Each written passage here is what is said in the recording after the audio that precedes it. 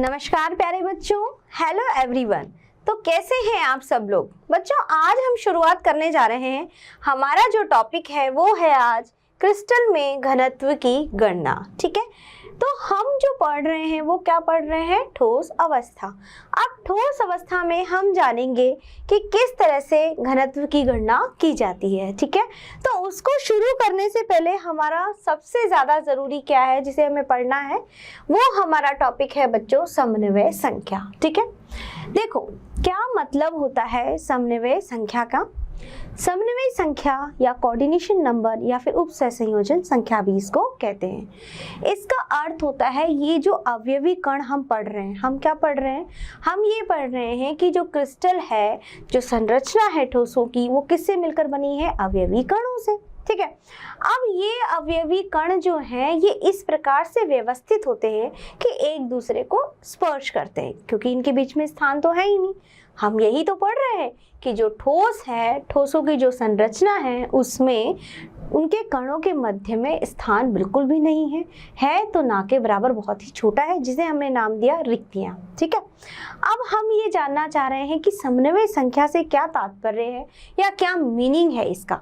तो समन्वय संख्या या कोऑर्डिनेशन नंबर का मतलब होता है एक अवयवी कण द्वारा स्पर्श किए गए कणों की संख्या, यानी कि एक कण कितने कणों को स्पर्श करता है उसे हम कहते हैं समन्वय संख्या। या हम इसकी एक परिभाषा लिखें तो क्या मतलब होगा इसका? एक कण द्वारा स्पर्श किए गए कणों की संख्या क्या कहलाती है? समन्वय संख्या। ठीक है, कैसे? जैसे कि मान लीजिए यहाँ पर कोई भी एक कण मैं ले लेती हूँ। मान लीजिए हमने यहाँ पर कोई भी एक कण ले लिया इस तरह से। ठीक है, तो अब ये कण कितने कणों को स्पर्श करता है? मान लो इसके पास में एक ये है और एक ये है, तो इसका मतलब ये एक कण दो कणों को स्पर्श कर रहा है, तो इसकी समन्वय संख्या कितनी हुई? 2। ठीक है, तो इसी तरह से हमने देखा था एक विमीय में, द्विविमीय में और त्रिविमीय में किस तरह से कण जो होते हैं वो व्यवस्थित होते हैं और किस तरह से वो एक कण दूसरे को स्पर्श करता है, तो उसके आधार पर हमने बताई थी उसकी समन्वय संख्या। हम एक विमीय द्विविमीय में देख सकें। तो सबसे पहले हम बात करते हैं मौलिक इकाई सेल या मौलिक इकाई कोशिका या मौलिक एकक कोशिका। ठीक है, तो मौलिक इकाई सेल में अगर हम किसकी गणना करें बच्चों? हम गणना करते हैं समन्वय संख्या की। ठीक है, तो मैंने आपको यहाँ पे प्रदर्शित किया है एक पूरा जालक। इस पूरे जालक में एक अलग से मैंने हाईलाइट किया हुआ है, आपको किया हुआ है, जिसको हम क्या बोलते हैं? मौलिक एकक कोशिका। देखो फिर से मैं आपको बताती हूँ बच्चों, हमने क्या कहा था? हमने यूँ कहा कि ये जो मौलिक एकक कोशिका होती हैं, इस तरह से मैं इसको बना देती हूँ एक बार ताकि आपको अच्छे से समझ में आ जाएगा।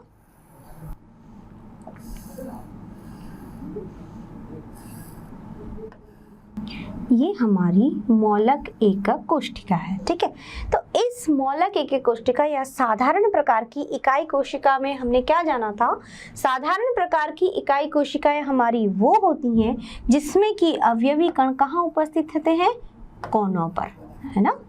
कितने? ये सारे कोनों पर कोने हैं। तो हमने टोटल कितने कोने बताए थे बच्चे? 8 कोनों पर। ठीक है ठीक है, तो इस तरह से आप देख सकते हो कि मैंने एक अलग से आपको मौलिक इकाई कोशिका या साधारण प्रकार की इकाई कोशिका को हमने इस चित्र में देखा है। ठीक है, अब इस चित्र में आपको दिखाई दे रहा है कि ये मौलिक इकाई कोशिका में ये जो व्हाइट आपको दिख रही है, ये क्या है? इसके अवयवी कण। ठीक है, अब हमें क्या पता करना है? हमें पता करनी इसकी समन्वय संख्या। समन्वय संख्या से मतलब क्या हुआ कि ये एक कण कितने कणों को स्पर्श करता है, वही क्या होगी? इसकी समन्वय संख्या। ठीक है, तो देखते हैं सबसे पहले हम किसमें? मौलिक इकाई कोशिका में। अब यहाँ पे हम ये वाला ले लेते हैं। चलो, ये हमने एक कण ले लिया। ठीक है, अब ये एक कण कितने कणों को स्पर्श कर रहा है? देखिए ये कण एक तो इस वाले कण को स्पर्श कर रहा है, तो कितना नंबर हुआ? नंबर 1। ठीक है, दूसरा ये इस वाले कण को स्पर्श कर रहा है, कितना नंबर हुआ बच्चों इसका? 2। तीसरा ये इस वाले कण को स्पर्श कर रहा है, इसका नंबर कितना हुआ 3। इसके बाद ये ऊपर जाके इस कण को स्पर्श कर रहा है तो 4, फिर इधर इस कण को स्पर्श कर रहा है तो 5, और फिर यहाँ एक और इस कण को जाके स्पर्श कर रहा है तो कितना हुआ टोटल 6। यानी कि कहने का मतलब क्या है कि अगर मैं मौलिक इकाई कोशिका या साधारण प्रकार की इकाई कोशिका की बात करती हूँ तो ये साधारण प्रकार की इकाई कोशिका में एक अवयवी कण 6 कणों को स्पर्श कर रहा है। तो इसके लिए मेरी समन्वय संख्या कितनी हुई? समन्वय संख्या कितनी हुई बच्चों? 6। और इसी के लिए हमने अवयवी कणों की संख्या भी देखी थी, और अवयवी कणों की संख्या कितनी है साधारण प्रकार में?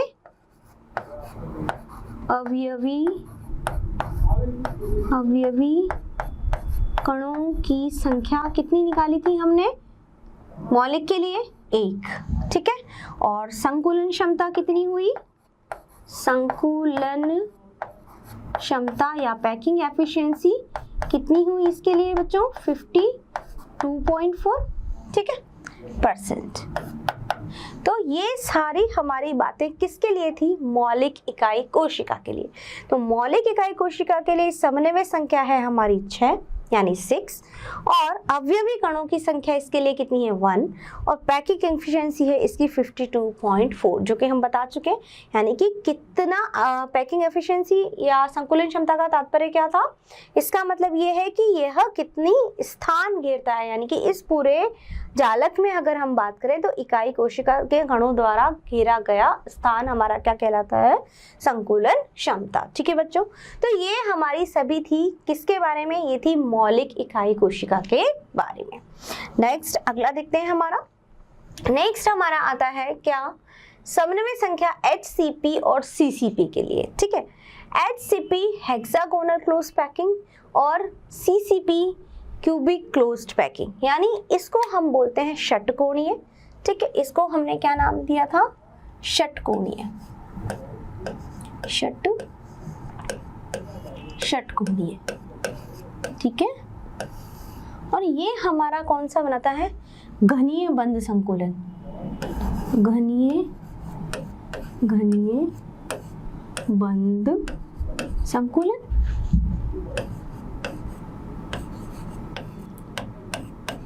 ठीक है बच्चों। अब देखो इसमें मैंने देखा था, हमने अगर हम बात करते हैं षटकोणीय में सबसे पहले किसकी हम बात करते हैं? समन्वय संख्या की। किसकी बात करेंगे?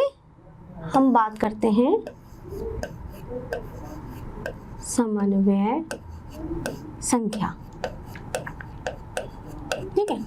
अब समन्वय संख्या मतलब एक कण कितने कणों को स्पर्श कर रहा है, यही हमारी क्या है? समन्वय संख्या। तो सबसे पहले मैं इसमें से मैंने मान लो ये वाला ले लिया कण, जो अलग से आपको येलोइश कलर दिख रहा है इसमें, ये मैंने एक कण ले लिया है, ये वाला एक कण मैंने कंसीडर कर लिया है, ठीक है। अब ये कण कितने कणों को स्पर्श कर रहा है? देखिए ये कण कर रहा है, एक तो इसको स्पर्श कर रहा है 1, इसको 2, 3, 4, 5 और 6, यानी 6 तो इन कणों द्वारा ये बंधा हुआ है। यानी कि कहने का मतलब क्या है कि ये एक कण इन 6 कणों को स्पर्श कर रहा है, ठीक है। अब इसके अलावा भी देखो रिक्ति बना रहा है, यानी एक ट्राइंगल इधर और एक ट्राइंगल इधर, सीधी तरह का ट्राइंगल बन रहा है। अब यहाँ पर कितने कण हैं? यहाँ पर है मेरे 1, 2, 3 कण, और वहां भी कितने हैं मेरे? 1, 2 और 3, 1, 2, 3, 1, 2, 3, 1, 2, 3, यानी कितने हुए? 3 + 3 6, और फिर 6, तो टोटल कितना हुआ? 12। यानी कि इसकी समन्वय संख्या कितनी हुई बच्चों? 12। कितनी हुई? 12। तो यहाँ पर अगर हम बात करें षटकोणीय की तो इसकी समन्वय संख्या कितनी है? 12, यानी कि 12।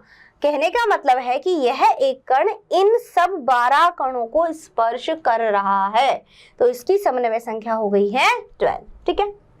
अब हम बात करते हैं घनीय बंध संकुलन। घनीय बंध संकुलन में क्या बनता है? हमारा फलक केंद्रित बनती है। संरचना कौन सी बन रही है इकाई कोशिका? फलक केंद्रित, फलक केंद्रित इकाई इकाई कोशिका का निर्माण होता है या बनती है। ठीक है, अब देखिए फलक केंद्री की जब हम बात करते हैं तो यहाँ पे देखते हैं कोई भी हम एक कण को यहाँ पे ले लेते हैं कि यह एक कण कितने कणों को जो है वो स्पर्श करेगा। ठीक है बच्चों, अब देखो यहाँ पे मैंने इस कण को ले लिया, ये मान लीजिए ये वाला मैंने कण ले लिया है। तो हम जब इसकी व्यवस्था देखते हैं, जैसे मान लो यहाँ पे है ये है अलग अलग रकम की A B C, जब ये यहाँ पर है तो ऊपर की तरफ इसके लिए इससे जस्ट ऊपर कैसी स्ट्रक्चर होगी, इसकी अपोजिट यानी ये वाली होगी, है ना। देखो ये दोनों इस तरह से मिल रहे हैं तो ऊपर भी इसके जस्ट यही स्ट्रक्चर होगा। ठीक है, तो यहाँ पर ये कण कितने कणों को स्पर्श करता है, तो यहाँ पर भी ये 3 कण होंगे, लेकिन ये 3 वाला ट्राइंगल मेरा कैसे बनेगा, ये ट्राइंगल मेरा बनेगा कुछ इस प्रकार का, यानी इसके जस्ट अपोजिट। जैसे ये दोनों अपोजिट है, ये दोनों इसके विपरीत दिशा में है। एक ट्राइंगल देखो, एक इसमें ऐसा बन रहा है ना, तो दूसरा कैसी रिक्ति बन रही है, इस तरह की बन रही है। ठीक है, अब इसके जस्ट ऊपर जाऊंगी तो यहाँ भी ऐसा ही होगा, बिल्कुल अपोजिट होगा। तो अगर मैं इस कण को लेती हूँ, ये वाला कण मैंने ले लिया, तो 1 2 3 4 5 और 6, और इसके अलावा ये 3 1 2 और 3। ठीक है, तो यहाँ पर ये कितने कणों को स्पर्श कर, अब इसके ऊपर भी जस्ट ऐसा ही होगा। ठीक है, इसके ऊपर भी क्या बन रहा होगा, एक ट्राइंगल बन रहा होगा, यानी 3 गोले इसके जस्ट ऊपर होंगे। किस तरह से होंगे, इस तरह से होंगे, इसके ऊपर 3 गोले होंगे ऐसे, यूं और यूं। तो ये भी ऊपर और 3 गोलों को टच कर रहा है, ऊपर और 3 है, तो कितने में 3 + 3 और 6, यानी यहाँ भी समन्वय संख्या कितनी हुई मेरी, समन्वय वे संख्या कितनी हुई, यहाँ भी मेरी 12 हुई। ठीक है बच्चों, तो यानी कि अगर मैं दोनों की ये बात करूं, चाहे HCP हो या CCP हो, दोनों ही केस में समन्वय संख्या मेरी कितनी आ रही है, 12, यानी कि 12। क्यों, कहने का मतलब क्या है कि एक कण जो है वो 12 कणों को टच कर रहा है या स्पर्श कर रहा है। बिल्कुल ऐसा ही इसमें भी हो रहा है, घनीय बंध संकुलन फलक केंद्रित इकाई कोशिका बनाता है, तो इसमें भी समन्वय संख्या मेरी कितनी आ रही है, 12। तो इसमें क्या होता है, ये ट्राइंगल अपोजिट डायरेक्शन में रहता है, तो इस तरह से ये एक दूसरे को स्पर्श करता है, ये ऊपर 3 नीचे 3, तो टोटल कितने हो गए, 12। तो ये तो थी इसके लिए हमारी समन्वय संख्या। इनके लिए हम लोग पहले से ही ज्ञात कर चुके हैं कणों की संख्या। अब अवयवी कणों की संख्या कितनी निकाली थी बच्चों हमने, अवयवी कणों की संख्या षटकोणीय के लिए कितनी होती है, 6। ठीक है, और संकुलन क्षमता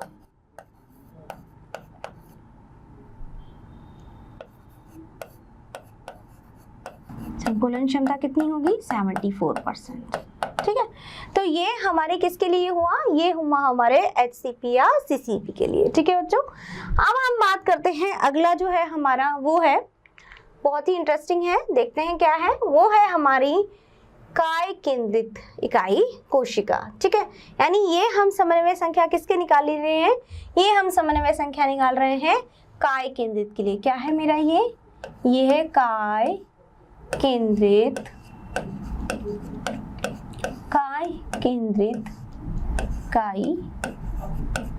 इकाई कोशिका। अब काय केंद्रित में हमने क्या देखा था, काय केंद्रित इकाई कोशिका हम किसे कहते हैं, काय केंद्रित का तात्पर्य है कि जिसमें काय के केंद्र में हो, दिख रहा है आपको, इसमें चारों कोनों पर तो अवयवी कण है ही, इसके साथ ही अवयवी कण कहाँ उपस्थित है, ये उपस्थित है मध्य में, यानी बिल्कुल बीचों बीच हवा में लटका हुआ, तो इसे हमने नाम दिया था काय केंद्रित इकाई कोशिका। अब ये काय केंद्रित इकाई कोशिका कितने कणों को स्पर्श कर रही है, ये हमें दिख रहा है। ठीक है, देखो ये इकाई कोशिका एक तो इधर भी जा रही है, उधर भी टच हो रही है, यहाँ भी हो रही है, यहाँ भी हो रही है, यहाँ भी हो रही है, और इससे भी होगी, और इधर भी, यानी कि ये जो है, ये काय कोशिका में यह एक पर जो अणु है, ये जो मध्य में लटका हुआ है, ये जो आपको दिखाई दे रहा है इस तरह से, ये सब तरफ से जो है वो जुड़ा रहता है, यानी कि ये 8 के 8 कॉर्नर इससे जुड़े रहेंगे।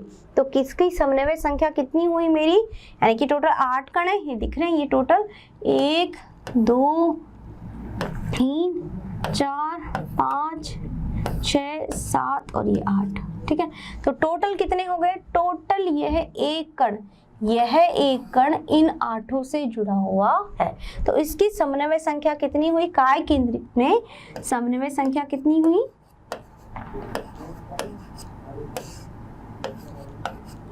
समन्वय संख्या होती है इसकी 8, ठीक है। और इसके लिए हमने क्या ज्ञात किया था? इसके लिए अवयवी कण कितने होंगे? अवयवी कण कितने हमने ज्ञात किए? वो थे हमारे 2, ठीक है। ये अवयवी कणों की संख्या थी। और इसकी संकुलन क्षमता कितनी है हमारी?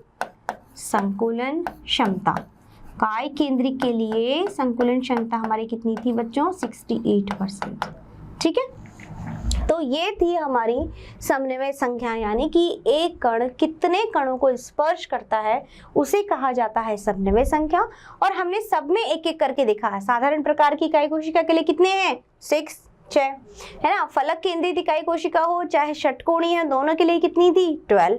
और यहाँ पर जब हम काय केंद्रित इकाई कोशिका की बात करते हैं तो यहाँ पर हमारी अवयवी कणों की संख्या 2 और समन्वय संख्या कितनी है? 8, यानी कि एक कण 8 कणों को स्पर्श कर रहा है, ठीक है बच्चों। अब हम आते हैं हमारे मेन मुद्दे पर। जो हमारा टॉपिक है वो क्या है? जो हमारा मेन मुद्दा है जिसे हम आज पढ़ेंगे वो है हमारा इकाई कोशिका घनत्व की, ठीक है। इकाई कोशिका का घनत्व, या हम इसे कह सकते हैं क्रिस्टल का घनत्व, ठीक है। तो चाहे क्रिस्टल का घनत्व कहिए, इकाई कोशिका का घनत्व कहिए, बात एक ही है। तो हम अब इसको कैसे कैलकुलेट करेंगे या कैसे इसकी गणना करेंगे, ठीक है। तो घनत्व में हम जानते हैं कि घनत्व बराबर क्या होता है? घनत्व अगर किसी का निकालना हो तो हम क्या करते हैं? घनत्व बराबर द्रव्यमान बटे में आयतन, यही होता है। यानी किसी भी चीज का अगर हमें घनत्व निकालना है तो हम कहते हैं D बराबर m/v, यानी कि द्रव्यमान बटे में आयतन, ठीक है। अब हमें किसका घनत्व निकालना है? हमें निकालना है इकाई कोशिका का घनत्व। तो अब पता है कि इकाई कोशिका जो है वो किससे मिलकर बनी है? कणों से मिलकर बनी है, अवयवी कणों से बनी है। तो इसका मतलब जब हम यहाँ द्रव्यमान निकालेंगे तो वो द्रव्यमान किसका होना चाहिए? अवयवी कणों का द्रव्यमान। भाई कहने का मतलब क्या है कि जो इकाई कोशिकाएं हैं, जो हमने अलग अलग तरह की इकाई कोशिकाएं पढ़ी, वो सभी इकाई कोशिकाएं किससे बनी है? अवयवी कणों से, ठीक है। अब अगर इन कणों का द्रव्यमान हमें पता चल जाए तो हम वहां रख सकते हैं, क्योंकि हमें क्या कैलकुलेट करना है? हमें घनत्व कैलकुलेट करना है। तो द्रव्यमान बटे में आयतन, ये फॉर्मूला हम रख सकते हैं किसके लिए? इकाई कोशिका के घनत्व के लिए या क्रिस्टल के घनत्व के लिए। अब कैसे इसे हम कैलकुलेट करेंगे वो आप देखिए। हम इसमें वैल्यू रखेंगे इस तरह से, घनत्व बराबर कुल अवयवी कणों का द्रव्यमान बटे में एकक कोशिका का आयतन, यानी कि घनत्व बराबर द्रव्यमान बटे में आयतन हो गया। कितना द्रव्यमान? किसका? कुल अवयवी कणों का द्रव्यमान, ठीक है। अगर हमें एक कण का द्रव्यमान पता है तो हम बाकी के कणों का द्रव्यमान निकाल सकते हैं। कैसे? मान लीजिए एक कण का द्रव्यमान हमारा क्या है? m। एक कण का द्रव्यमान क्या है? m। अब अवयवी कणों की संख्या तो हम पहले ही कैलकुलेट कर चुके भाई, सबके लिए अलग अलग, जो मैंने आपको अभी बताया। यानी कि मौलिक प्रकार की इकाई कोशिका के लिए अवयवी कणों की संख्या कितनी है? 1, है ना। फलक केंद्रित के लिए इकाई कोशिका की संख्या कितनी है? 4। काय केंद्रित के लिए कितनी है? 2। तो इस तरह से हमें अवयवी कणों की संख्या पता है हर एक इकाई कोशिका के लिए। हमें कैलकुलेट क्या करना है? हमें कैलकुलेट करना है उसका घनत्व। तो जब हमें एक का द्रव्यमान पता है, उससे मैंने m रख दिया, तो हम पूरे का द्रव्यमान कैलकुलेट कर सकते हैं। यानी कि अगर एक अवयवी कण का द्रव्यमान पता है तो हम सारे अवयवी कणों का द्रव्यमान ज्ञात कर सकते हैं, क्योंकि कणों की संख्या हमारे पास है। अब देखो नीचे मैंने रखा है a क्यूब। a क्यूब मतलब क्या है? एक कोशिका का आयतन, यानी इकाई कोशिका को हम किसके रूप में मानते हैं? घन के रूप में मानते हैं। और घन में हमें पता है कि लंबाई, चौड़ाई, ऊंचाई कैसी होती है? बराबर, यानी उसकी भुजा हम क्या लिखते हैं? a। तो a का क्यूब हम क्या रखेंगे? इस एक कोशिका का आयतन, जो हम संकुलन क्षमता में भी ज्ञात कर चुके हैं, है ना। अब देखिए, अब हम इसकी वैल्यू कैसे रखेंगे? m हमारे पास में क्या है? m हमारे पास में है एक कण का द्रव्यमान, ठीक है। अब एक कण का द्रव्यमान आप कैसे निकालोगे? वो भी पता होना चाहिए। एक कण का द्रव्यमान कैसे कैलकुलेट करोगे? तो एक कण का द्रव्यमान कैलकुलेट करने के लिए यहाँ पे जो हम यूज करते हैं वो है हमारा अवोगाद्रो नंबर या अवोगाद्रो संख्या, Na या N0 भी लिख सकते हैं, इज इक्वल टू mW, हमको पता है। यानी कि ये हमारा क्या है? अवोगाद्रो नंबर, अवोगाद्रो संख्या या नंबर। यानी कि हम कहते हैं कि कोई भी हम बात करते हैं अणु की, तो उसमें जितने भी कण हैं उनको हम बोलते हैं अवोगाद्रो नंबर, है ना, कि अवोगाद्रो संख्या के बराबर उसमें कणों की संख्या है। ठीक है, तो जितने भी कण, किसी भी हम बात करें तत्व की कि उसमें कितने सारे कण उपस्थित हैं, तो वो हमारे किसके बराबर होता है? अवोगाद्रो नंबर के बराबर, अवोगाद्रो संख्या के बराबर। तो ये अवोगाद्रो नंबर में जितने भी अणु हैं वो क्या है? उनका अणुभार, MW क्या है? उनका अणुभार। यानी कि इतने सारे अणु हैं किसी में भी, तो उन अणुओं को हमने बोला है अवोगाद्रो संख्या, और उन अणु का या कणों का जो द्रव्यमान है उसको हम बोलते हैं अणुभार। तो एक का हमें निकाला, एक कण का द्रव्यमान, इतने कणों की संख्या है, मान लो 10, 12, 20, 25 जो भी है, जो अवोगाद्रो संख्या का हमें नंबर पता होता है, फिक्स वैल्यू होती है इसकी, है ना, 6.023 इंटू 10⁻23। ये हमारी है अवोगाद्रो संख्या की या अवोगाद्रो वैल्यू की वैल्यू। अब इसका मान हमें पता है, तो यह है किसके बराबर होता है? MW, यानी इसमें का इतना अणुभार है, इतने सारे कणों का MW अणुभार है। तो एक कण का अणुभार कितना होगा? एक कण का अणुभार मुझे क्या ज्ञात करना होगा? तो क्या हो जाएगा मेरा ये हो जाएगा एक कण का द्रव्यमान। एक कण का द्रव्यमान मेरा क्या हो जाएगा? ये हो जाएगा मेरा MW अपॉन Na। ठीक है, यही हो जाएगा। यानी एक कण का द्रव्यमान क्या हो जाएगा? MW, यानी पूरा अणुभार, और अणुओं की संख्या को मगर इसमें डिवाइड कर दूंगी तो मेरे एक कण का द्रव्यमान जो है वो निकल जाएगा। ठीक है ना भाई? कहने का मतलब क्या है कि बहुत सारे सिक्कों का ढेर पड़ा हुआ है। ठीक है, 5 के सिक्के हैं, बहुत सारे 5 के सिक्कों का ढेर पड़ा हुआ है, उसका वेट या हमने बता दिया कि ये इतने किलोग्राम है। ठीक है, जब ये इनका भार जो है वो जितने भी किलोग्राम है, अब मैंने कहा एक कण का द्रव्यमान हमें पता है। अगर एक कण का द्रव्यमान पता है तो हम सारे कणों की संख्या जो है उसको निकाल सकते हैं। कहने का मतलब क्या है कि अगर मेरे पास में यह कहता है कि आपके पास में 5 के सिक्कों का ढेर लगा हुआ है, ठीक है, वो 5 के जो सिक्के हैं वो टोटल मान लो आपके पास में है 500 सिक्के हैं या जो भी सिक्के हैं या 100 सिक्के हैं, ये कह दिया। अब इनका द्रव्यमान भी आपको पता है कि इन सिक्कों का द्रव्यमान जो है वो इतना आ रहा है, यानी इनका वेट या जो भी द्रव्यमान जो वैल्यू आ रही है। अब आपको मैं कह रही हूँ कि एक सिक्के का आपका कितना द्रव्यमान होगा, तो आप उसमें क्या करोगे? डिवाइड ही लगाओगे, यानी टोटल द्रव्यमान में कणों की संख्या जो है उसका हम डिवाइड कर देंगे, तो मेरे पास में एक कण का या एक सिक्के का जो है वो द्रव्यमान निकल करके आ जाएगा। ठीक है, तो अब यहाँ पर हमने वही चीज की है कि मेरे पास में इतने सारे कण हैं, इनका ये अणुभार है, तो एक कण का अणुभार क्या होगा? MW upon Na। ठीक है, अब मैं वैल्यू यहाँ पे पुट कर देती हूँ, तो अब वैल्यू पुट करने पर मेरी घनत्व क्या होगा? D बराबर Z। देखो Z यहाँ पर क्या है? Z है यहाँ पे, ये है मेरी कणों की संख्या, यानी अवयवी कणों का मान हर एक इकाई कोशिका के लिए। ठीक है, इनटू ये अपॉन मेरा A3, यानी इकाई कोशिका का आयतन मल्टीप्लाइड बाय एक कण का द्रव्यमान। क्या है मेरा एक कण का द्रव्यमान? MW अपॉन Na, ये वैल्यू है। ठीक है, यानी कि Z क्या है? मेरे अवयवी कणों की संख्या। ठीक है, ये मेरा है एक कण का द्रव्यमान, एक कण का द्रव्यमान। ठीक है, और ये है मेरा इकाई कोशिका का आयतन, ये है आयतन। ठीक है, और ये है मेरे यहाँ पे कणों की संख्या। यहाँ पे देती हूँ मैं कणों की संख्या, यानी कितने कण उपस्थित हैं। ठीक है, कणों की संख्या। तो देख देते हैं दोबारा।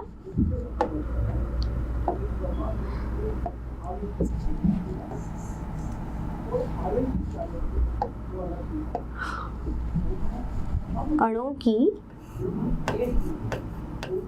संख्या।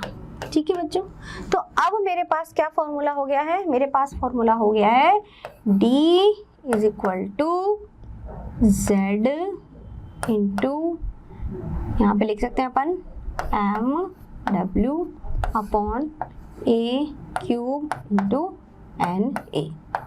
ठीक है, तो ये मेरा हो गया क्या, द्रव्यमान, यानी कि अब मैं इससे घनत्व निकाल सकती हूँ। तो मेरे लिए इकाई कोशिका का घनत्व अगर मुझे निकालना है तो मैं क्या फॉर्मूला लगाऊंगी, ये वाला। D बराबर घनत्व है, Z बराबर कणों की संख्या, MW अपॉन NA। मैंने क्या निकाल लिया है, मैंने निकाल लिया है एक कण का द्रव्यमान, ये मेरी कणों की संख्या है। और एक कण का द्रव्यमान मैंने किससे निकाला है, अवोगाड्रो संख्या से, अवोगाड्रो नंबर से। यानी कि अवोगाड्रो नंबर या अवोगाड्रो संख्या क्या बताता है कि कितने कण उपस्थित हैं, टोटल नंबर ऑफ एटम्स जो हैं, या हम कह सकते हैं मॉलिक्यूल्स जो हैं, या आयंस, जितने मतलब टोटल कितने नंबर जो है वो प्रेजेंट हैं किसके, यहाँ पे कणों के। तो उसका अणुभार उसने बता दिया, तो एक कण का अणुभार हम उससे कैलकुलेट कर सकते हैं, और वो वैल्यू मैंने यहाँ रख दी। तो अब मैं आराम से किसी भी कोशिका का घनत्व जो है वो निकाल सकती हूँ या कैलकुलेट कर सकती हूँ। ठीक है बच्चों, आई मेरी बात समझ में। अभी एक बार फिर मैं आपको बताती हूँ कि मैंने क्या किया है। इकाई कोशिका का घनत्व अगर हमें निकालना है तो इकाई कोशिका के घनत्व के लिए हम क्या रखते हैं, पहले फॉर्मूला, यानी कि हमें पता है कि घनत्व बराबर होता है द्रव्यमान बटे में आयतन। ठीक है, अगर हमें द्रव्यमान पता है तो हम, और आयतन पता है तो हम उसका घनत्व निकाल सकते हैं। अब हमें यह घनत्व किसका कैलकुलेट करना है, इकाई कोशिका का। ठीक है, तो इकाई कोशिका जो है हमारी वो किससे मिलकर बनी है, अवयवी कणों से। तो हमें उन कणों का द्रव्यमान पता होना चाहिए। अब कणों का द्रव्यमान बटे में एक कोशिका का आयतन, तो क्या हो गया हमारा इकाई कोशिका का घनत्व। अब मैंने यहाँ पे वैल्यू रखी D बराबर Z इंटू M। Z यहाँ पर है मेरी अवयवी कणों की संख्या, और M है मेरा यहाँ पर अवयवी कणों का, यानी कि एक कण का हमें द्रव्यमान यहाँ पे निकालना है। ठीक है, अब A क्यूब है वो क्या है, मेरी इकाई कोशिका का आयतन। तो एक कण का द्रव्यमान निकालेंगे, हमें पता है कि अवोगाड्रो नंबर ये बताता है, चाहे कोई भी हम एटम्स ले लें या फिर आयंस जो हैं उनकी संख्या जो होती है वो किसके बराबर होती है, अवोगाड्रो नंबर के बराबर होती है। ठीक है, यानी अवोगाड्रो संख्या के बराबर होती है। तो कोई भी तत्व ले लें तो, या कोई भी कण ले लें तो उसमें अवयवी कणों की संख्या अवोगाड्रो नंबर के बराबर होती है, और अवोगाड्रो जो संख्या है उसका अणुभार होता है MW। तो जब इतने कणों का द्रव्यमान ये है तो एक कण का निकालने के लिए हमने इसको क्या लिख दिया, MW अपॉन NA। ये वैल्यू मैंने यहाँ पुट कर दी, वैल्यू पुट करने पर मेरे पास ये फॉर्मूला आया। तो इससे हम क्या कैलकुलेट कर सकते हैं, इससे हम घनत्व निकाल सकते हैं। ठीक है बच्चों, आई होप आपको बहुत अच्छे से समझ में आई होगी मैंने क्या बताया यहाँ पे।